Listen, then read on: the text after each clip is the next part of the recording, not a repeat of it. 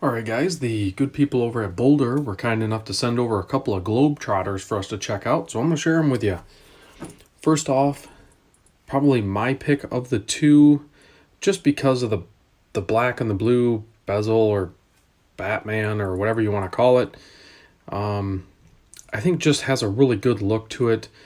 The Meteor Blue actually has, I think, a cooler dial, but I'm not a big fan of this style of GMT bezel. I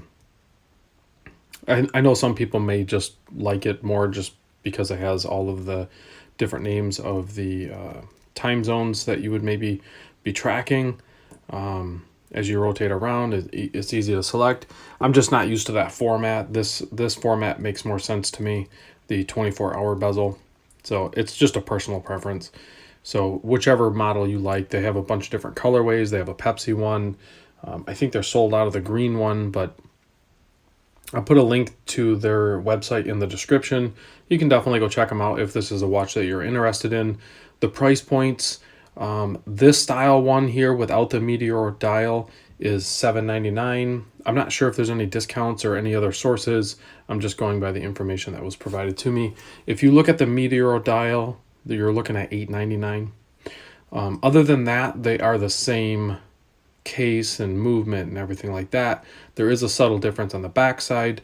This one's going to have a display back, and then this one has a solid back.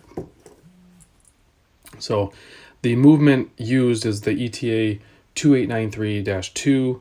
It is slightly decorated, of course.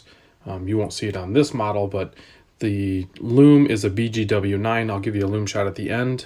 It is nicely applied. Of course, you do have the GMT hand. That's the 24-hour hand. And then you have your hour, minute, seconds. You have a date cut out there. We can zoom in and take a closer look if you want. You can see that inner chapter there. You have a fixed 24-hour as well. So you can track a few different time zones here.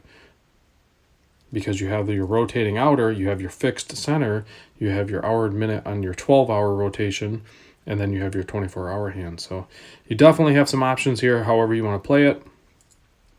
Or you could just, wear it like most people do and have it set up the triangle up there and, just kind of rotate it around.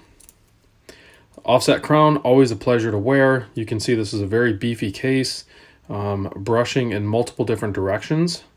A little bit of polish relief on the bezel itself. Very easy to turn. It's very smooth. It's well built bezel action for sure. There's a look at the case back.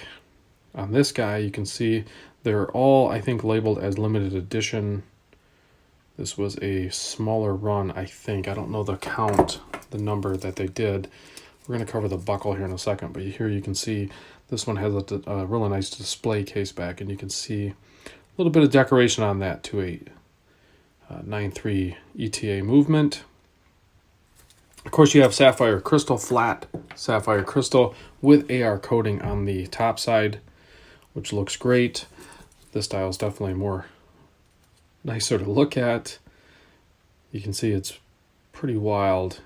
And then you have the splash of orange there on the seconds hand and, of course, the GMT hand. And then automatic down there. So whichever model you're looking at, they come standard on these rubber straps with these really nice adjustable clasps. So you can see they're really tight fitting there. You have the double pusher deployment there, but then you also have the adjustment there. So pretty standard operation. I'll give you a wrist shot here. I am wearing my Zen 104. I'm currently in the honeymoon phase with this watch, and I'll talk about that soon on another video. But this strap and clasp combination with this watch, I think, works perfect. It balances it out. It doesn't feel top heavy at all, and just is perfect as far as comfort. And it is a little bit larger watch. I know for some people, you can see it on my 7.25 inch wrist. I can wear it fine.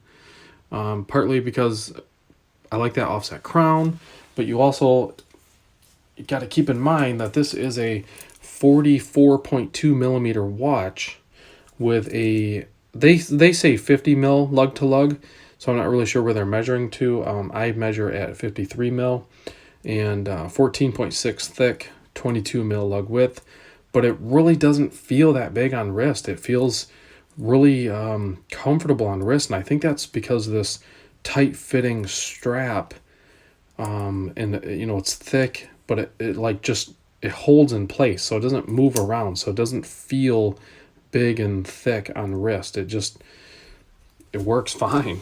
So I can give you a wrist shot of this guy too. They do offer this one's a little bit looser on the wrist. Yeah, the Meteor dials always look good. I think there's probably quite the following of a lot of these new micro brand releases of the Meteor dials. I mean, heck, even oh, that's why it was loose. It was adjusted out. Heck, even Rolex just came out with a Meteor dial, guys. Boldr's been doing it. So, for the GMT, this isn't maybe your traditional or true GMT, because when you do unscrew the crown, the first position you're going to get a wind. Second position, that's where you're going to move your 24-hour hand, but it only moves forward. It doesn't move backwards. So when you rotate it backwards, you're going to get a date change.